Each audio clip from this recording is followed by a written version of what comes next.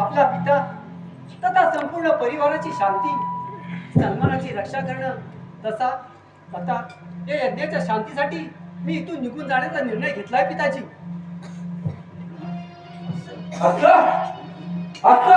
तेव्हा कुठे होती तुझी माझ्या सन्मानाची चिंता? तेव्हा कुठे गेली होती जेव्हा तुझ्या वैराग्याबरोबर विवाह केला? मी माझ्या पवित्र समाजाला कधीपासून समजावत होतो. त्या शांतरापासून माझ्या पवित्र समाजाला बाजूला ठेवले होते, पण तू अशा रीतीने आपल्याला परत आला. सती, बस पिताजी, बस. आपण माझ्या पतीची अशी पूजा करू शकत नाही. त्यांचा अपमान मला कधीच तर होणार नाही. यज्ञात उपस्थित असलेल्या महान अनुभवानं, तसेच या सृष्टीचे रचिता विष्णुदेव, ब्रह्मदेव, आपण माझ्या शिवचा अपमान कसे ऐकू शकता?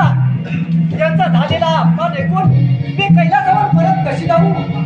माझ्या बोलण्यासाठी मला आधी सांगितलं होतं, यज्ञात सभा घेतलास तर तुझा अपमान तर तुझा ऐक होईल. परंतु मी त्याचं ऐकलं नाही. माझ्या पतीची झाली निंदा मला कधीच सहन होणार नाही. म्हणून मी माझ्या भोलेनाथाला नमन करून हा देहाला यज्ञ अग्नीत भस्मभूत करीत आहे. हा सारा प्रकार पाहून आम्ही आता क्षणी थांबू शकत नाही. बघ सती, आज तुझ्यामुळे माझे नारायण माझ्यापासून रुष्ट होऊन चालले आहेत. कोणत्याही दुर्घटनेस मी तुझ्या समक्ष उपस्थित आहे. जमलं तरी दुर्घटना होणं थांबव. बघ सती, माझे नारायण रुष्ट होऊन माझ्यापासून चालले आहेत. प्रभू, आपण मला वचन दिले होते की माझे रक्षण करा. प्रभू, माझे रक्षण करा. बस माझ्या पतीची निंदा. आता हे सगळं ऐकून मला जिवंत राहण्याचा कोणताच अधिकार नाही. आज मला कळलं की दक्ष याने होणं किती मोठा अभिशाप आहे. या अभिशापातून मला मुक्त व्हायलाच हवं. या देहाला नष्ट करणं गरजेचंच आहे. हे अग्निदेवा, या अग्नीत मला सामील करून घ्या. मार यज्ञकुंडा कुडी, मार सती, साहस असेल मार.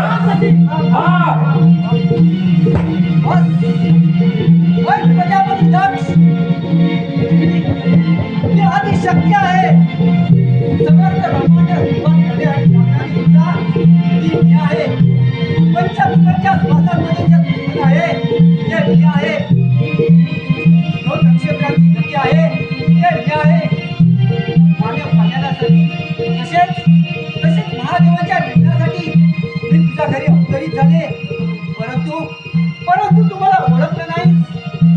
क्षणात मी तुला वध करू शकले असते, किंतु तू या देहाचा पिता आहेस. तुझा वध करून या देहाला नाही बांधू शकत. मी माझ्या अंतरशक्तीने मी या देहाला नष्ट करीत आहे. परंतु प्रजापती दक्ष, आज तुला महादेवांपासून कोणी वाचू शकणार नाही. आज तुला महादेवांपासून कोणी वाचू शकणार नाही. प्रजापती दक्ष, भोग आपल्या कर्माची फळं. साहस असेल तर मार.